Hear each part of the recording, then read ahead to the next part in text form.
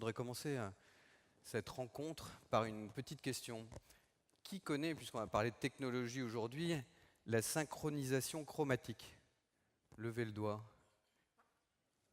Je ne vois pas beaucoup de doigts levés. Alors, la synchronisation chromatique, je suis ravi de vous apprendre un truc très techno aujourd'hui. C'est le fait d'assortir sa tenue vestimentaire au logo de la personne qui vous fait venir. Et donc d'avoir un pantalon rouge qui colle avec le logo d'Oracle. C'est de la synchronisation chromatique. Voilà. Comment perdre les gens avec des choses qui ne veulent rien dire.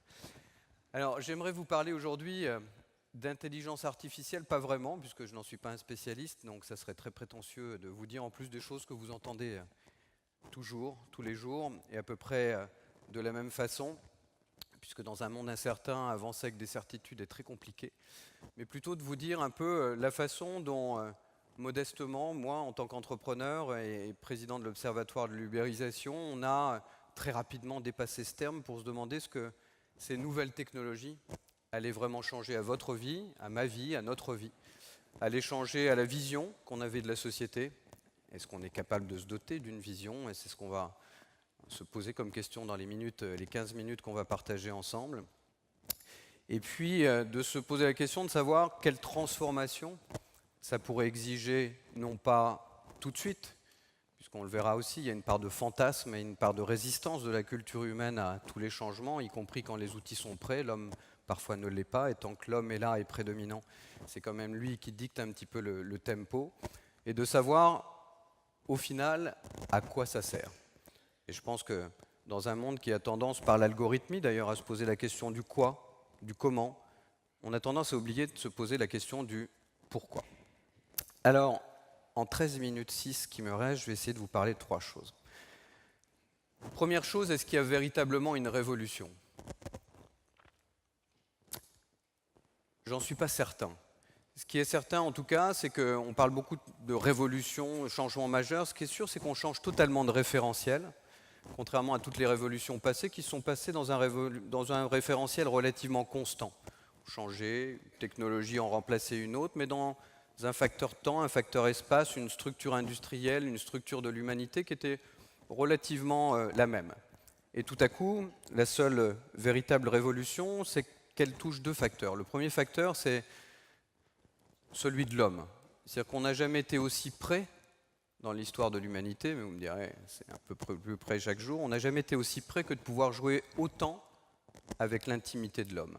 Jamais on a eu ce pouvoir auparavant. On en a rêvé, ça, depuis le début des temps, d'acquérir un pouvoir qui nous fasse remplacer les dieux.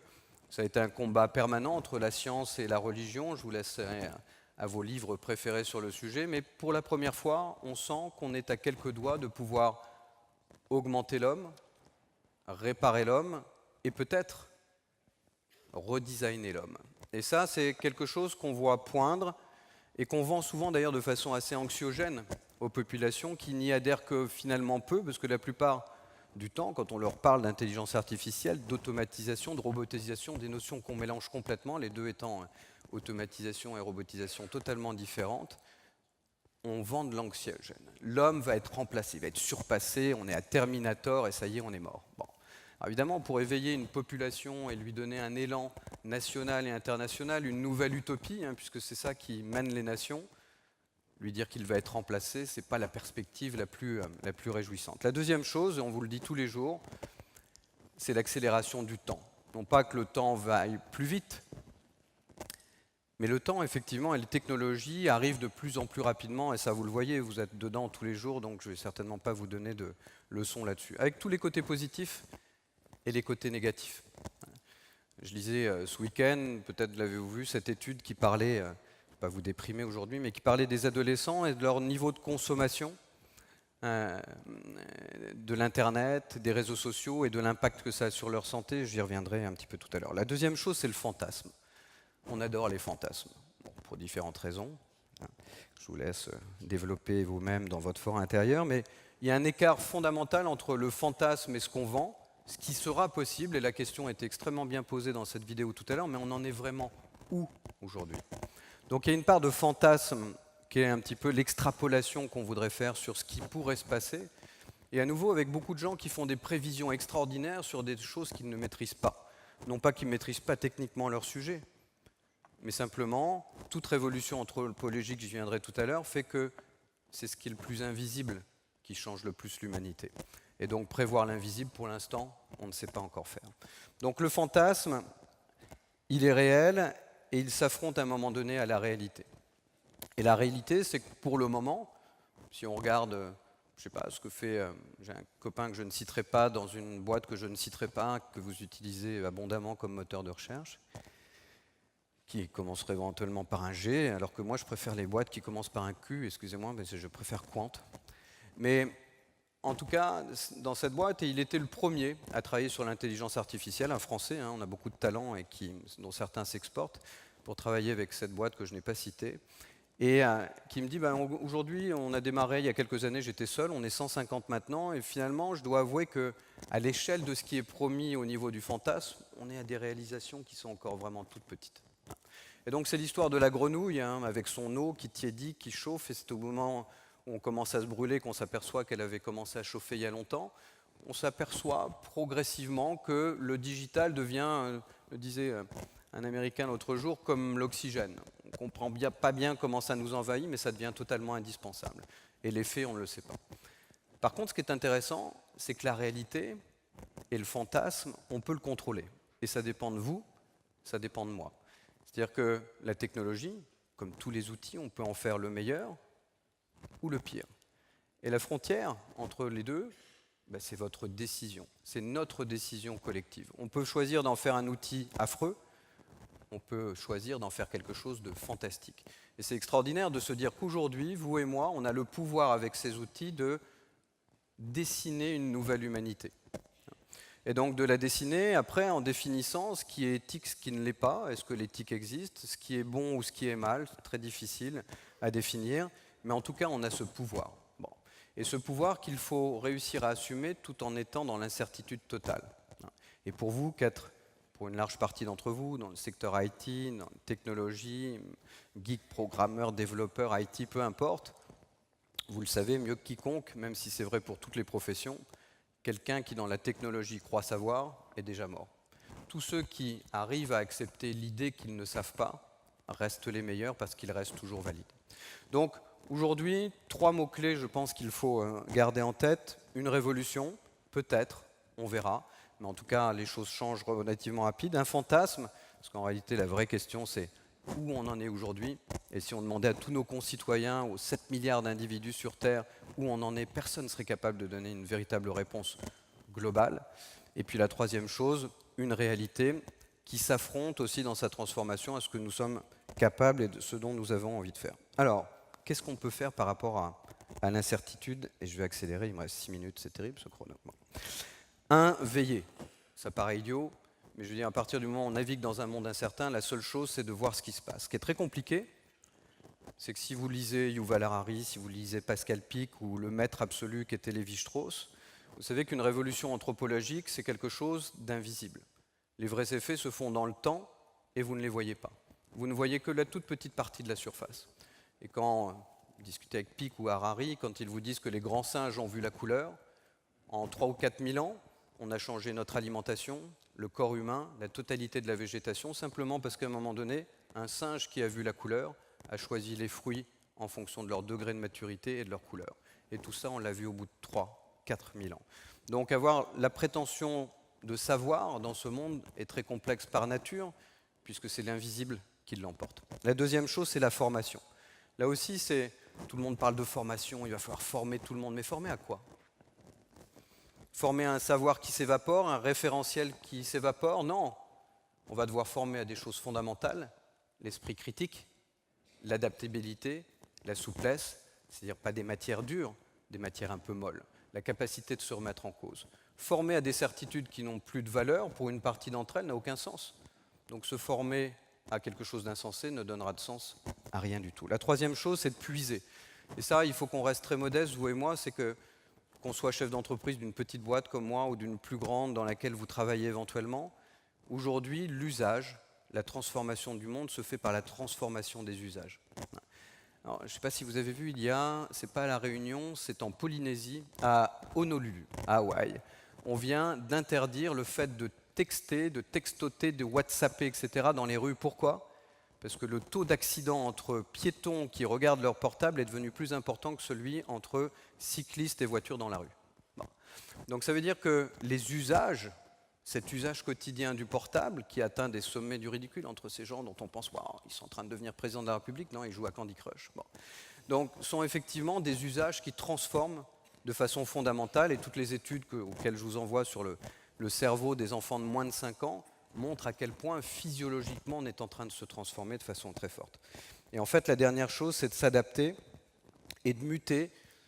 Vous savez, ça me fait penser aux immeubles des années 70. Parfois, l'informatique qu'on peut découvrir, notamment dans les sphères étatiques et dans certaines grandes entreprises, j'ai pu connaître à travers ma boîte de e-learning, font qu'on s'aperçoit qu'à un moment donné, comme les immeubles des années 70 avec l'amiante, c'est plus rapide de les faire s'écrouler et de les abattre et de les reconstruire que d'essayer de les patcher. Donc je pense que là, il y a une mutation très forte où, à un moment donné, on va être obligé de dire « je jette et je reconstruis » pour faire quelque chose qui va me permettre de courir aussi vite que les autres. Alors, 4 autres mots-clés avec lesquels je terminerai. 1, relativiser. Pas moi qui ai inventé la théorie de la relativité, mais on s'aperçoit, et ça, moi je l'ai vécu à titre personnel, j'étais une des toutes premières boîtes de e-learning en 2000, et je répète toujours que c'est toujours extraordinaire pour un entrepreneur d'être le premier sur un marché. À une petite exception près, c'est quand il n'y a pas de marché. Et là, vous vous retrouvez un peu seul dans votre slip d'entrepreneur, et vous vous dites, mais c'est super, je suis le premier, mais il n'y a pas un client qui veut consommer mon produit. Donc la résistance des cultures, des organisations, particulièrement dans un pays comme la France, dont vous savez, qui est avant tout l'État, 57% du PIB, et de l'autre côté des grandes entreprises magnifiques dont on a absolument besoin, mais qui ont un vrai enjeu de mutation, un grand challenge de mutation, c'est quelque chose d'important. Donc relativiser. À quelle vitesse ça ira, personne n'est capable de le dire. Laurent Alexandre, que vous avez vu tout à l'heure, avec qui j'intervenais j'ai failli intervenir à nouveau il y a quelques jours, à Lyon, parlait de l'homme qui allait vivre jusqu'à 1000 ans. Bon, là, il est un peu soldé, on est à 500 ans, ce qui est encore pas mal comme espérance de vie. Mais finalement, l'autre jour, il avait 42 fièvres et il n'est pas venu. Donc, si vous voulez, l'ogme augmenté, pour l'instant, on est encore des hommes diminués et un rhume vous cloue au lit. Donc, il faut relativiser l'importance des évolutions, en tout cas leur rapidité. La deuxième chose, c'est humaniser et socialiser, pas au sens politique du terme, mais véritablement, tous ces progrès technologiques n'auront de valeur que si nous savons changer le changement en progrès. Un changement en lui-même n'a aucun intérêt. Regardez, vous et moi, on change à chaque minute, à chaque heure, on vieillit, on perd des neurones, on perd des cellules, donc le changement, c'est pas top. Donc le changement n'est bien que quand il profite à l'humanité. Après, on peut avoir des définitions différentes de ce qui profite à l'humanité. Mais la seule chose qui compte, c'est de savoir si cela apporte véritablement un progrès à l'intégration des gens, à leur intégration dans cette société et leur capacité de redonner à nouveau une vision à nos sociétés. La dernière chose peut-être, difficile à dire pour un entrepreneur un peu libéral comme moi, c'est de réguler. Je pense qu'il y a des chances qui mériteront d'être régulées parce que quand on parlait de fantasme tout à l'heure, il y a une réalité certaine, c'est que pour le moment, le monde est américain et chinois, avec une recherche israélienne extraordinaire, coréenne aussi, du Sud. Et l'Europe n'est pas là. L'Amérique du Sud n'est pas là, l'Afrique n'est pas là. Donc le monde aujourd'hui est véritablement à nouveau bipolaire. La Chine, qui pour la deuxième fois de son histoire dans l'humanité, après le XIVe siècle, est à nouveau centrifuge.